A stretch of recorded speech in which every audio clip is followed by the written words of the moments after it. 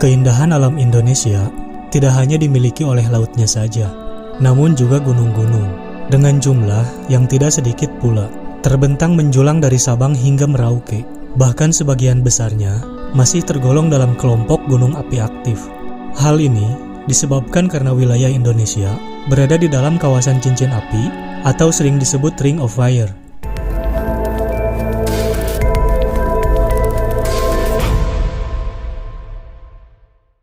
Beberapa contoh gunung yang masih aktif hingga saat ini, diantaranya Gunung Anak Krakatau, Gunung Tangkuban Parahu, Gunung Merapi, Gunung Bromo, Gunung Agung, dan lain sebagainya, termasuk ke dalam gunung api aktif, yang pastinya dapat meletus kapan saja.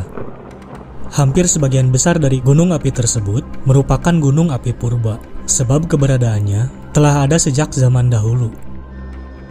Namun, ada pula gunung api yang sudah tidak aktif dalam kurun waktu yang cukup lama, meskipun di zaman itu tergolong gunung api yang paling aktif. Gunung api yang sudah tidak aktif masih dapat dilihat bentuknya, dan biasanya tersusun atas batuan yang berusia ribuan hingga jutaan tahun. Kali ini, saya akan membahas salah satu gunung purba yang terletak di wilayah kota Bandung, yang bahkan tak sedikit penduduk asli Bandung pun tidak mengetahui keberadaan gunung tersebut, yakni Gunung Sunda Purba. Pegiat geowisata T. Bahtiar menyebutkan, jika Gunung Sunda terletak di utara Bandung, tepatnya di tempat Gunung Tangkuban Parahu sekarang. Menurut sejarahnya, Gunung Sunda telah ada sejak zaman purba, kemudian meletus antara 105.000 hingga 250.000 tahun yang lalu. Diperkirakan pula bahwa Gunung Sunda memiliki dasar dengan luas mencapai lebih dari 20 km, dengan tinggi mencapai sekitar 4.000 meter di atas permukaan laut, menjadikan Gunung Sunda sebagai gunung berapi tertinggi di Pulau Jawa. Letusan dahsyat Gunung Sunda Purba kala itu menghancurkan hampir seperempat bagiannya, meninggalkan beberapa cekungan berupa Gunung Tangkuban Parahu, Gunung Bukit Tunggul, Gunung Burangrang, dan beberapa bukit lain di area tersebut. Informasi mengenai asal-usul Gunung Sunda Purba cukup terbatas dan hanya berdasarkan pada catatan serta saksi seorang sepuh berusia kurang lebih 85 tahun. Beliau mengatakan, jika Gunung Sunda Purba sejatinya bernama Gunung Chuda.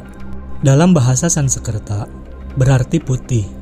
Dapat diartikan pula sebagai gunung yang di bagian puncaknya selalu diselimuti es atau salju. Bahkan, beberapa pengembara dari India dapat melihat Gunung Chuda dari kejauhan. Diperkirakan terlihat hingga dari Sumatera. Tentunya, hal tersebut memicu rasa ingin tahu para pengembara, hingga sampailah mereka di area Gunung Chuda. Namun lambat laun, penduduk lokal kesulitan dalam pengucapan kata Chuda, hingga berganti menjadi Sunda. Rein van Bemmelen, seorang peneliti yang mempelajari geologi Bandung, menjelaskan sejarah Bandung dimulai dari zaman Newton, sekitar 20 juta tahun yang lalu. Pada zaman itu, Bandung Utara masih berupa laut. Hal ini dibuktikan dengan banyaknya temuan fosil berupa koral yang membentuk terumbu karang di sepanjang Bukit Raja Mandala, Bandung Barat. Sedangkan pegunungan api berada di bagian selatan Pulau Jawa.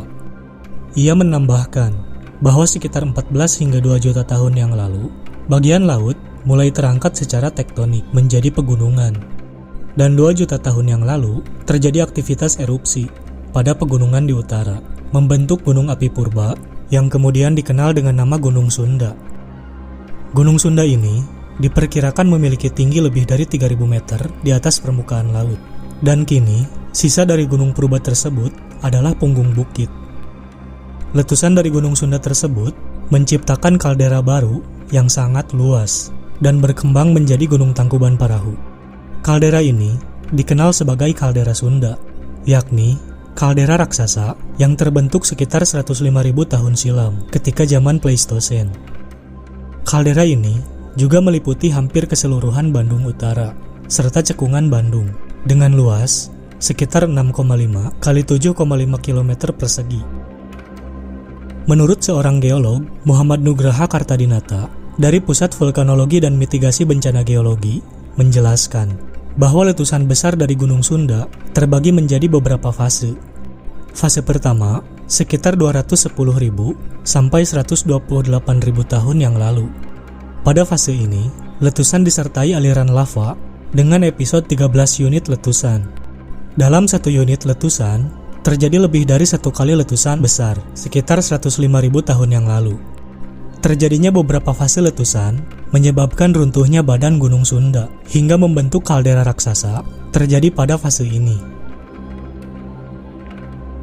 Terbagi ke dalam 3 fase, yaitu fase Plinian, fase freatomagmatik, dan fase Ignimbrite.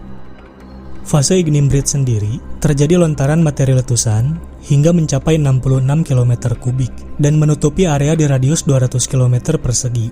Bahkan di beberapa tempat, memiliki ketebalan material vulkanik mencapai 40 meter. Jumlah material yang dilontarkan dari gunung masih diperkirakan, apalagi jika material yang dihasilkan menyebabkan runtuhnya Gunung Sunda dan membentuk kaldera seluas 6,5 kali 7,5 km. Kaldera ini biasanya berusia cukup muda dibandingkan dengan gunung batu yang telah ada sejak dahulu atau sekitar 500.000 tahun yang lalu. Seiring berjalannya waktu, kaldera ini kemudian tumbuh menjadi Gunung Tangkuban Parahu, Gunung Bukit Tunggul, Gunung Burangrang, Danau Bandung Purba, hingga Gunung Putri. T. Bahtiar, seorang anggota masyarakat geografi Indonesia, menyimpulkan bahwa letusan Gunung Sunda pada fase ketiga ini juga berhasil mengurung Citarum Purba yang berada di utara Padalarang hingga membentuk danau raksasa yang dikenal sebagai Danau Bandung Purba. Gunung Tangkuban Parahu kuno yang muncul dari kaldera Gunung Sunda meletus antara 90.000 sampai 10.000 tahun yang lalu dengan 30 unit letusan. Letusan pada Gunung Tangkuban Parahu muda terus berlanjut sekitar 10.000 sampai 50 tahun yang lalu. Saat ini, sisa-sisa dari Gunung Purba raksasa atau Gunung Sunda hanya meninggalkan bagian punggung bukit saja. Di sekitar Gunung Burangrang dan Situ Lembang dipercaya merupakan salah satu bagian kerucut samping yang berasal dari Gunung Sunda Purba. Sisa-sisa Gunung Sunda Purba juga ditemukan di wilayah utara gunung, tepatnya di bagian timur Sungai Cikapundung hingga Gunung Manglayang yang juga disebut Blok Pulasari oleh Van Bemmelen. Sedangkan, menurut Kusumadinata dalam makalahnya yang berjudul Asal-Usul dan Prasejarah Ki Sunda, bagian lain dari Gunung Sunda Purba, yakni Bukit atau Gunung Putri, yang terletak di bagian timur laut Lembang. Nah, itulah tadi penjelasan mengenai sejarah Gunung Sunda Purba yang merupakan asal-usul dari Gunung Tangkuban Parahu yang kita kenal saat ini. Semoga penjelasan tadi dapat menambah wawasan pengetahuan tentang sejarah geologi di tanah Pasundan.